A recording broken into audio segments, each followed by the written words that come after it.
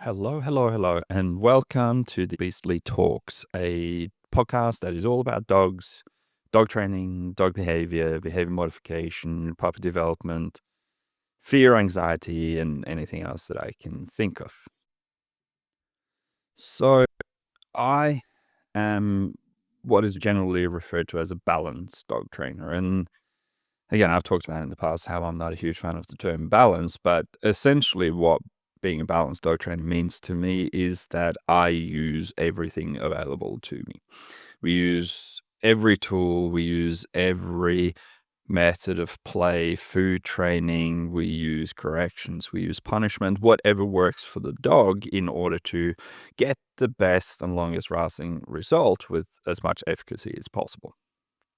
But again, like what I think most good balance trainers should be doing is obviously focusing on what we call positive reinforcement. Now, I want to go a little bit deeper into actual learning theory and stuff in one of the next episodes, but essentially you hear the term positive reinforcement talked a lot about, and positive reinforcement essentially means that we have something that the dog wants, and we use that to motivate the dog to conduct a behavior, to change their way of thinking, and so on and so forth.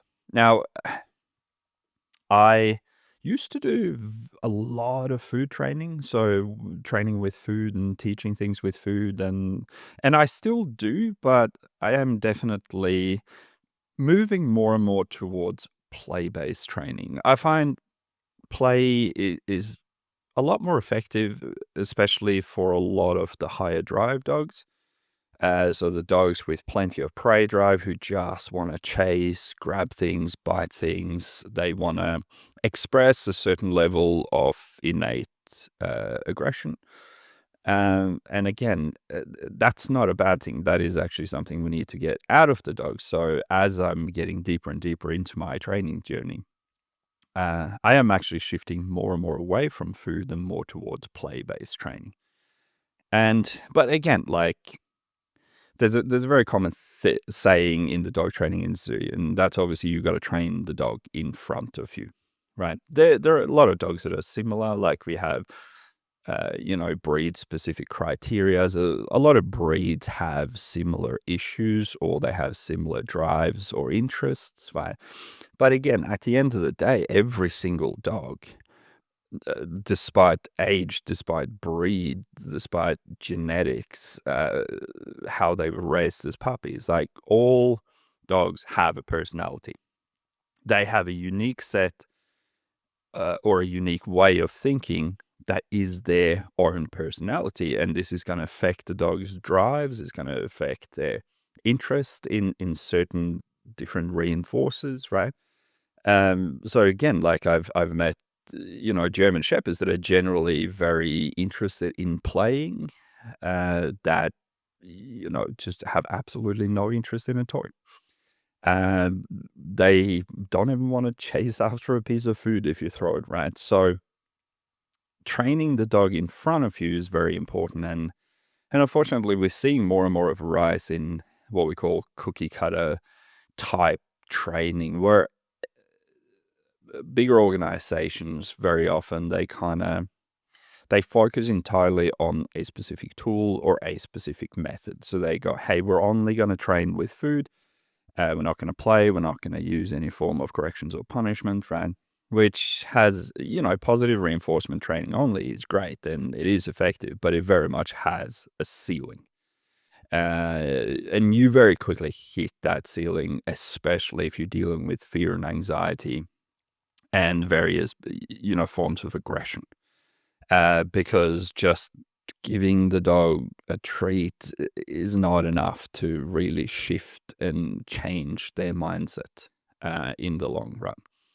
But again, the more you know about the more different things, the more effective you're going to be as a trainer. And that's why I don't limit myself in any way, form, or shape, because um, at the end of the day, I want to create the best result, both for the dog and for the owner, that everyone's happy with and that everyone can live with, and everyone's more relaxed, everyone's happier. And, that requires looking at the dog, testing a few things, not just saying, hey, this is the method, this is what works on all dogs, but it's actually implementing several different things, seeing what the dog's interested in, seeing what they want to try and avoid, and utilizing that in order to create the best training result for everyone involved.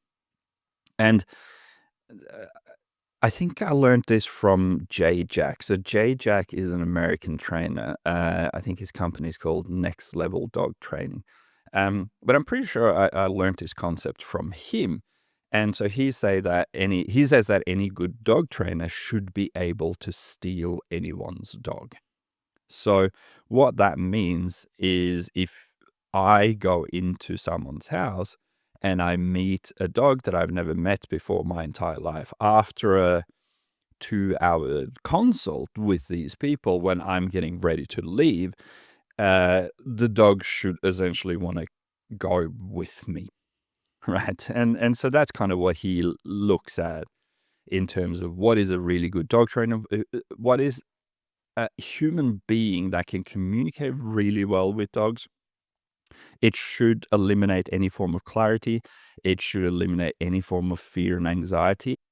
I literally just realized that I said the wrong thing.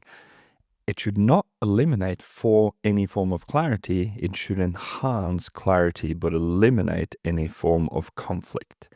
That's what I was trying to say. I just got it completely wrong. Hopefully that makes a little bit more sense now. It should be highly motivating, and the dog should want to go like, oh, this guy gets me, and I want to go home with him. So I think that's a fun way of thinking about it. But yeah, that is definitely something that I tell students, and that's also what I tell clients, right? If your dog wants to come with me, I guess that means I did a pretty good job with him. So I thought I'd actually start off with talking about what I don't do at all. Because, there are a lot of dog training podcasts out there, and there are a lot of people looking for very specific things. And look, the one thing that I don't really do is very heavy obedience and competition style work, right? If whenever someone comes to me and they go, hey, we've got this new puppy, we want to do this type of sport, or we want to go into this kind of competition, like, I say to them, hey, that's amazing, but again, like, I'm not your guy. That's not really what I do. Well, I can teach, pretty much all basic obedience. I've never tried teaching anything to a competition style level. And again, like, so I think I mentioned this in the last podcast, but I was recently diagnosed with ADHD, and I saw a meme the other day, which kind of I laughed a lot at, because it just made so much sense to me. Now, I'm going to paraphrase this a little bit because I haven't actually got the thing in front of me, but the essence of it was, no one can understand what it means to be aggressively uninterested in something unless they've actually experienced or had ADHD. And that makes so much sense for me, because there is there are very few things on this planet that I hate less than sports. I have never watched a game of sports. I have never watched an Olympic. I have never followed anything. I do not have any form of team in any sport all around the world. And it absolutely, I could not give more of a shit about sports. And that is actually extended into, competition and sport in dogs as well. So even though dogs are the thing that I'm the most interested in the whole world, as soon as the word sports is attached, my brain just becomes angry and I just want to stay the hell away from it. So, look, if you've got a new puppy, if you want to do any form of competition, that's awesome. I would love to help you work with that puppy to raise them to be confident, happy, strong dog that can power through anything. But when it comes to the actual nitty-gritty of teaching the obedience or skills that the dog requires for that competition, I'm definitely not your guy. Um, I'm, I'm always looking to learn, but the second the sport thing is added to the mix, and I don't know if it's like I've never had a competitive bone in my body, like legit. The the second anyone goes, "Hey, you want to bet on that, or want to like see who gets there first, or whatever it may be," I immediately just go like, "Not, not interested, not interested whatsoever," and I probably never will be. And hey, that's just a me thing, right?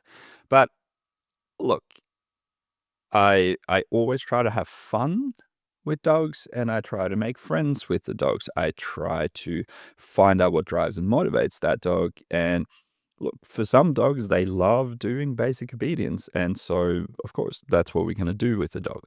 Um, but yeah, just keep in mind if you're here to learn how to win competitions, you're probably gonna be sorely disappointed by my ramblings. All right. So, in essence, there are there are four things really that I specialize in, and this is like these four things. They would make up 95% of my workload, and this is why people come to me. Like I've had people traveling 4 or 5 hours to see me for working on these specific things, and the thing that I do the absolute most is behavior modification, and particularly related to aggression and high levels of anxiety. That is the vast majority of my workload.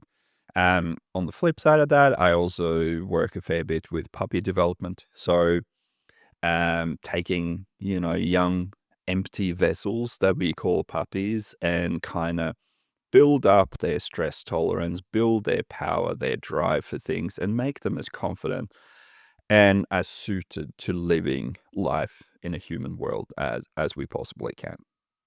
Um, Most of the dogs that I work with tend to be working type dogs or really high prey drive, high arousal dogs. So, you know, your herding dogs, your kelpies, your border collies, German Shepherd, Malinois, protection style dogs like Rottweilers, um, Dober's, that kind of stuff. It's usually the dogs with the highest level of prey drive tend to be the dogs who have the highest level of frustration, natural aggression. And if you don't actually know how to work with aggression and get that out of the dog's system in a controlled and productive manner, then very quickly that tends to lead to behavioral issues. And again, a lack of expression for drive in the dog very often leads to anxiety as well. And the anxiety produces fear, which produces aggression. And the cycle just continues endlessly. So, working dogs tend to be the dogs that struggle the most with these kind of things. And then finally, another thing that people travel around Australia to talk to me about is working with electronic collars, or as e-collars as we call them. Now, I'm just going to say this right away. I do not like saying the word electronic, and so I'm going to refer to them as electric collars or e-collars. Now, that is technically wrong, but again, just keep in mind it's just because I cannot stand saying the word electronic. It is just too rounded and complicated, and electric just rolls off the tongue so much better. But when I say electric collar, please understand I do know what I'm actually talking about, and now you know why. So at the end of the day, I would say probably 85% of the work that I do is rehabilitating reactivity and aggression. It is taking a dog who is, whether they're frustrated, whether they're fearful, and have started displaying some form of aggressive reactive behavior, And we take those dogs and we try to peel back all the layers to find out where the aggression's actually coming from.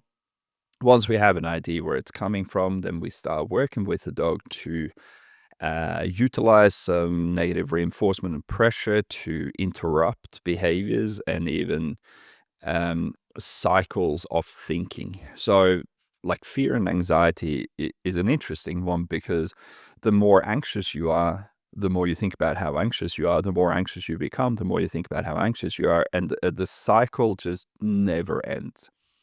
And so being able to introduce some form of aversive pressure or some form of correction to kind of snap the dog's mind out of that opens us up to actually begin showing the dog what it is we want them to do and what we want them not to do. Um, and on the topic of that, like I have a lot of people that come to me after they have been to 2, 3, 4, 5, 6 other trainers beforehand, and they've tried everything. They've tried medication, they've tried food training, they've tried never saying no to their dog. They have been to heavy-handed trainers that have just shut the dog down temporarily, and they kinda come to me and they go like, "Hey, we're out of options, like, can you help us?" And usually I can. In most cases, it's finding the right motivation and drive, and again, coming back to the the cookie cutter thing that I was talking about before, that doesn't really work because the way I train, um, the way I would train a Spoodle is very different from how I would train a Malinois, right? These dogs aren't even comparable as like Canis lupus almost, right? So we kind of have to look at every dog. We have to try and tease out of them what they want, where their issues are coming from, and then we have to start creating a communication language. We could go, well, actually, you're not allowed to do that. However, if you do this other thing instead, we're going to have an amazing time. And a lot of the dogs that come to me, by the time they come to me, the use of positive reinforcement has been either so overused or or been so incorrectly used that it's broken. Like, by the time these dogs come to me, there's nothing I can do. There's nothing I can give this dog, that will in any way, form, or shape help them. Right, so positive reinforcement is broken by the time I meet these dogs, and all that I really have to go on is some kind of negative reinforcement. Now, I know a lot of people might be confused about what positive reinforcement, negative reinforcement, and so on means, but I want to actually tackle that in the next episode and go a little bit deeper into learning theory, so that we can all have a really clear understanding of how dogs learn and we can all speak the same language. But essentially, positive reinforcement means I give the dog something that it wants in order to strengthen that behavior, and negative reinforcement means I take away something unpleasant that the dog doesn't like in order to also strengthen a specific behavior. Um, but yeah, so I usually have to start with some form of pressure or negative reinforcement and try and open the dog up to interact with me again to a point where I can actually begin using positive reinforcement again. And in a lot of these dogs, because they've been so suppressed, they've been medicated, they've been managed, they've been told not to take them certain places, they've been told to shovel food in their face, whatever it may be. The dog just hates it. It hates everything. And part of what I try and do in the early stages of meeting a dog is just to retrain some fun into the dog. To just say to the dog that, hey, I know people have been a little bit unclear with you. Again, uh, I want to try and teach you how to have fun, but I also need to set some clear boundaries for that fun so that we can actually have fun together. And look, that is where it starts with most of these dogs. Now, again, like I mentioned before, I really do very minimal obedience training. Because I don't really see obedience training as a good avenue to fix. or rehabilitate aggression, especially. Um, so I try and teach dogs to be at liberty. And what we mean by that is essentially, I want the dog to be free. I want the dog to be free to be a dog, to try behaviors, to test out behaviors, to look around and to not distract the dog, but to show the dog that, hey, take in whatever's happening around you. I'm not going to make you do monkey tricks. I'm not going to make you sit every time a dog comes near you if you're scared of dogs. But I do require you to just pay attention to them and to ignore them. And so, yeah, you'll find I do minimal obedience. Aside from teaching loose lead walking and teaching the dog to yield to pressure and then bring them into play, that is probably the vast majority of what I do. Because a sit drop stand can be taught by most trainers somewhere else under some other setting. But for me, having the dog be awake and alert and paying attention and taking in information and learning to make decisions, that is the important thing for me.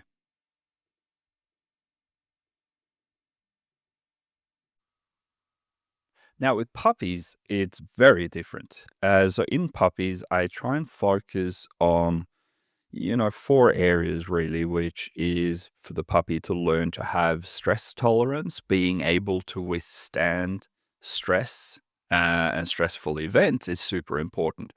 And that again leads us into building confidence because if the dog goes, hey, whenever something stressful happens, I know I can power through it. I have the confidence to do that. That's how you grow puppies into becoming bomb proof. We couple that with a lot of independence training. I don't want to have a dog that constantly walks near me and is constantly looking for me to pat it, to give it attention. I want a dog that can just wander off and do their own thing and be okay with that. So that's the independent part of the training that I do with puppies. And finally, there's a lot of drive expression, as we call it. So drive expression is essentially giving the puppy an outlet for its prey drive, right? And most of the time we do that through teaching them how to play properly, making them work for their food, making them learn to be in a heightened state of arousal and drive, but still be able to control themselves and not lose control. These are some of the most important things, in my opinion, especially when working with young working dogs, in order to prevent any form of separation anxiety, aggression, and behavioral problems down the track. Um, Most of the work that I do is play based. So I do food training as well. But again, I don't really teach a puppy to even sit before they're about 6, 7 months old because it's not really that important at all. I want to play with the dog. I want them to show me who they are. I want them to have fun. I want them to be intense, but also learn to switch off that intensity. And I want them to not be faced by anything that happens around them. When I have that level of confidence and stress tolerance and independence in the dog, then teaching sit, drop, stand can be done in a couple of weeks, right? So that is not my priority at all when I'm working with puppies, and that's why I always say I don't train puppies, I develop puppies. Because we develop them to be individuals and to be strong and confident. And then anything after that is actually pretty easy. So, look, teaching them to not pull on the leash is probably right off the top of my head, is pretty much the only thing that I teach them. I never want there to be tension on the loose. So, oh my God, tension on the leash. I want there to always be a loose leash because the way that I communicate with the dog in a physical way is very often through the leash. So if the puppy is pulling on the leash, I don't really have any way of communicating with them. But aside from that, It's just getting them out and about, lots of socialization. I want them to be present and I want them to be engaged. I'm not the kind of person that keeps just constantly shoveling food in their faces because that just distracts them from what's happening around and it doesn't actually properly socialize them to it. Now, I obviously will be talking about socialization in the future because that is such a huge and misunderstood topic by so many people. But yeah, my puppy development, if you can make that dog strong, confident, playful, then you can pretty much do anything with him afterwards. Obviously, I work a lot with, as I mentioned, working dogs or highly driven dogs. Um, and so a lot of what we do is we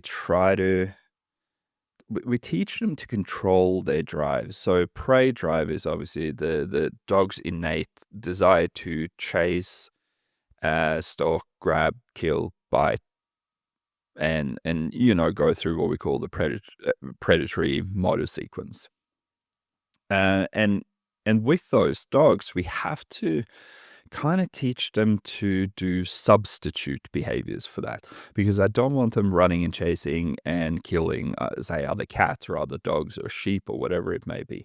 But when I take any behavior away from a dog, when I tell a dog, hey, you can't do that, then I have to replace it with something. And so this is where we teach a lot of um, play. And play can be, it can be playing tug, it can be playing retrieving games, it can be scenting games, finding things, bringing them back. And this all depends on what breed of dog you have and what the natural desires of that dog is. Very often you'll find Kelpies and Border Collies, they're not into tug, right? Because they're not really meant to latch onto anything and hold onto it. They're just meant to nip at the heels of sheep and cattle to make them move forward, right? So in that case, using their nose to find things or even teaching them to retrieve, to chase after things, that is more uh, biologically fulfilling in many cases for these dogs than tug would be.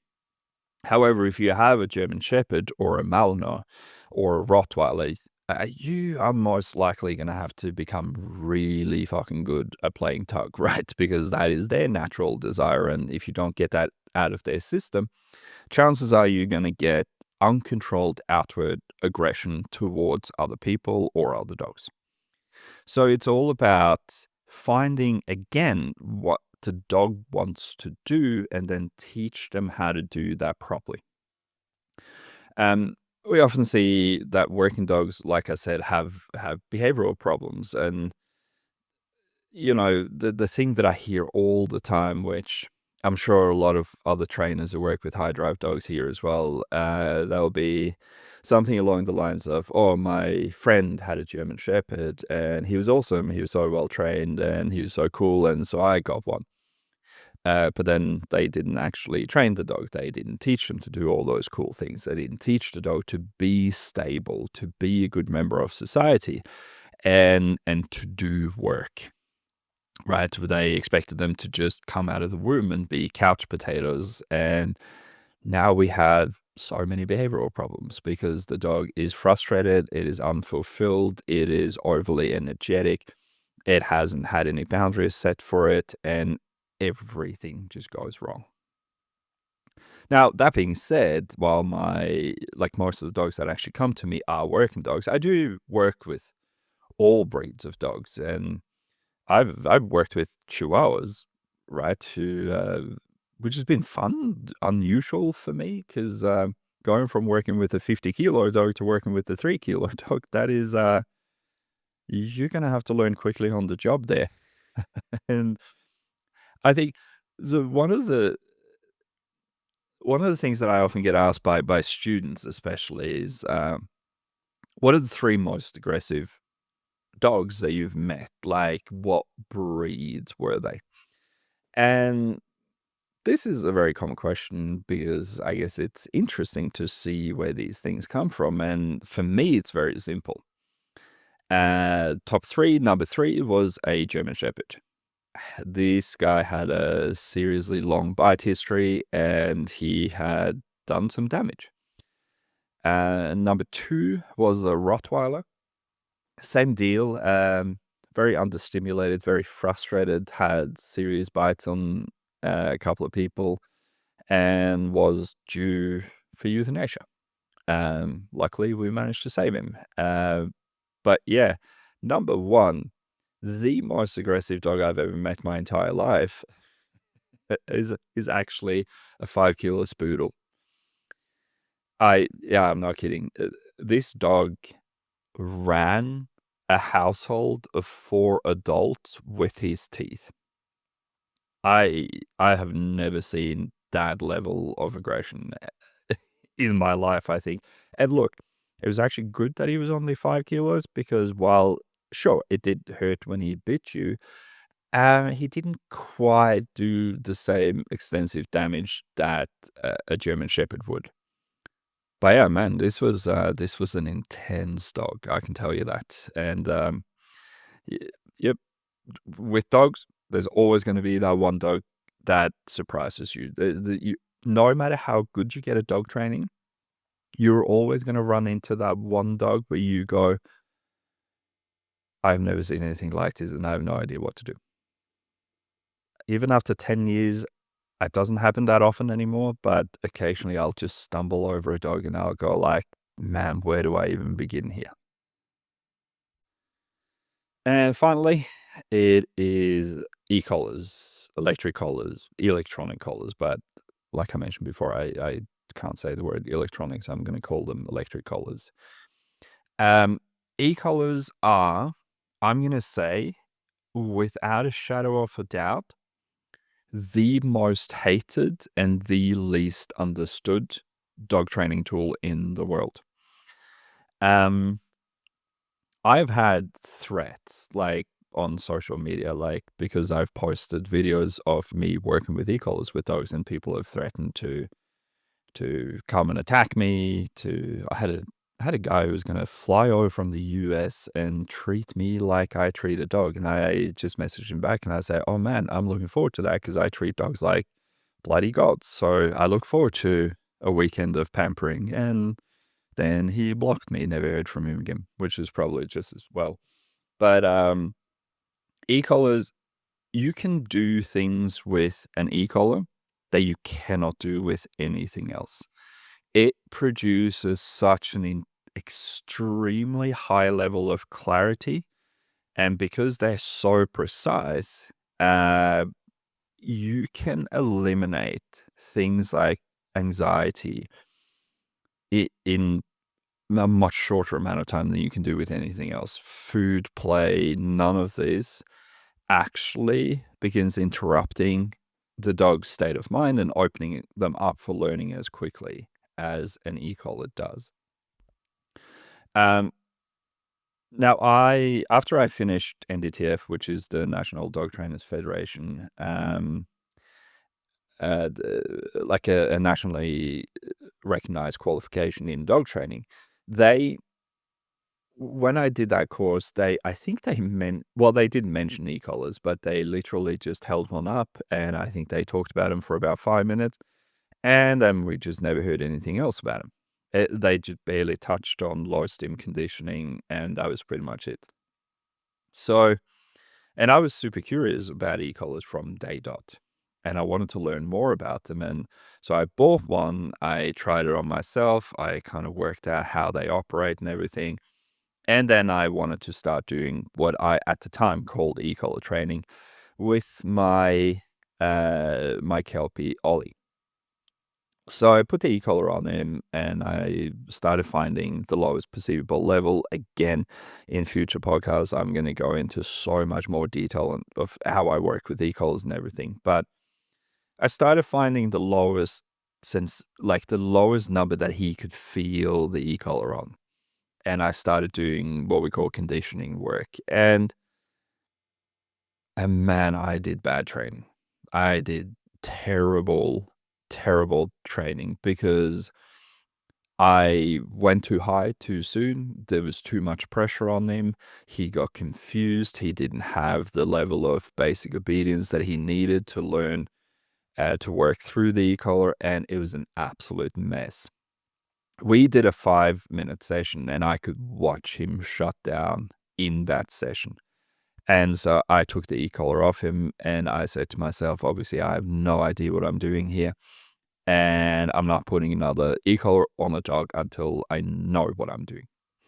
And so I spent pretty much the next 18 months focusing solely on learning as much as I could about the e-collar.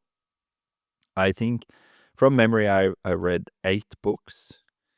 I worked with 3 international trainers. I did their courses and specifically worked with them on learning e-collars. I went to e-collar workshops, and yeah, I kind of picked all the things that made the most sense to me, and then I started packaging them together in a I don't want to call it a system, but I started putting them all together into the methodology that I now use e-collars for, and that I teach to people, and I even run workshops on. But yeah, 18 months, I didn't put another e-collar on the dog because I'm like, until I actually know what I'm doing here, I'm not gonna mess any other dogs up. Now, don't get me wrong, Ollie wasn't messed up by the end of it. Not at all. He's a very forgiving dog, and but if I continued doing that bad training, I would have shut down probably many dogs by now. But I think most people think e-collars are strictly for using punishment, and especially when people call them shock collars, um, that if they call them that, they don't even understand a very basic science behind how e-collars are built, because they do not administer a shock. Not at all. They produce an electric stimulation that contracts a muscle. A shock would imply that electricity traveled through the dog's body and into the ground, because that's how shocks work. Um, but people think these tools are just for lighting dogs up, shutting them down, as trying to stop behaviors, right? That they're cruel and all this. And look, if all you do is dial an e-collar to 100 and start pressing buttons randomly, well, yeah, you are going to shut that dog down, right? But the thing about e-collars is, when you actually understand them, you can do an endless array of things with them. You can get dogs excited, you can speed them up, you can um, correct and improve their performances in so many things. You can create a level of clarity where the slightest little mistake on the dog's behalf, you can go, actually, that was a mistake, do this again, and then we'll continue going. But yeah, you can rev dogs up, you can wind them down to teach them to switch off, you can work through um, like really complicated states of mind, like anxiety and extreme fear. Like, if I have extremely anxious dogs, usually I use an e-collar on them to fast forward working through that anxiety, so that I can open the dog up for positive reinforcement to start building their confidence, and so on and so forth. And obviously, I use it a lot for rehabilitating aggression. And good thing about them, if you have extreme human aggression, for example, I don't even need to go near the dog. I can tell them from a distance, like, "Hey, I don't want to get bitten," and actually, that's not a very nice thing to do. But but look, when you properly understand e-collars, the application of them is almost unlimited, and people are just fighting tooth and nail to get them banned around the world, and these are people who have never even felt an e-collar, who don't even understand basic learning theory. Uh, and it's shocking, because if you take this tool away from us, then dogs are going to suffer more. And they're going to suffer more for a couple of reasons. Number one, a lot of trainers who are very proficient in these tools won't have access to them anymore. But also, what we need to keep in mind is, banning a tool does not get rid of the tool. It just drives it underground. So people can still buy them, they can still import them, they can still get hold of them, but now they don't actually have coaching in how to use them, and so now the tool becomes more abusive because it's misused more often. And it's absolutely shocking to me. Like anyone who thinks you can give a treat many enough times and aggression and anxiety will go away just does not understand true behavior modification. They don't understand the psychology behind how we fix those behaviors. And it's super disappointing that these people are trying to get rid of these tools. But again, I am, whenever a tool ban is proposed, I'm usually the first to sit down and write a massive letter in opposition of it. I've probably written 6 or 7 of those letters now in the last couple of years, and we've been able to overturn every single ban on e-collars so far, which is amazing. And I will never stop fighting for them because there is no tool, in my opinion, that has a more versatile use than an electronic collar. So yeah, that is me and what I do pretty much every day, working with dogs, helping them through their aggression issues, getting them excited about play, raising puppies to be bomb proof, and utilizing e-collars in every way, form, or shape that I can think of. Um, so yeah, hopefully that holds some interest for you in the future. Again, this is kind of the last episode of the introduction into who I am and what I do. So when I record the next one, I want to get stuck into dog training properly. And again, I think I'll probably start with all the basics, which is basic learning theory, how dogs think and learn. Because unless we understand all the basics, we don't really have a good way of moving forward with the more complex things. And you'll often hear people talk about this is, drill the basics until they're so second nature that you don't have to think about them anymore. And that is very much true. That is super important. If I ever find myself stuck with a dog, if I find that a dog is responding to any form of training in a way that I've never seen before, the first thing that I do is I go back to the very basics and I go, how do I find a different way of motivating this dog? How do I find a different way of opening this dog up or showing interest in me or trying to stop biting me? All of these things are kind of important when when you try to learn to work with the dog and make friends with them, so to speak, so we can help them through their issues. But hopefully this will be interesting for everyone. Of course, if anyone has anything in particular they want to hear about, I'm always open for suggestions. I think I have a list of some 50 or 60 topics that I already want to talk about and record. But any other ideas, feel free to send them through. Message me at Viking Dog Trainer on Facebook or Instagram, or go onto my website, beautifulbeasts.com.au, and send me an email there. I don't actually have an email for the podcast specifically, so you kind of have to go through the open forums. But yeah, if you have anything in particular you want to hear about, feel free to get in touch, and maybe we can put it into a podcast at some point.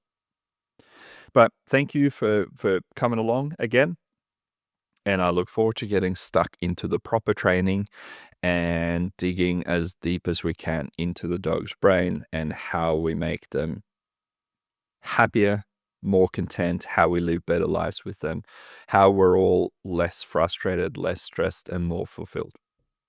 So again, thank you for listening along, and I'll see you in the next one.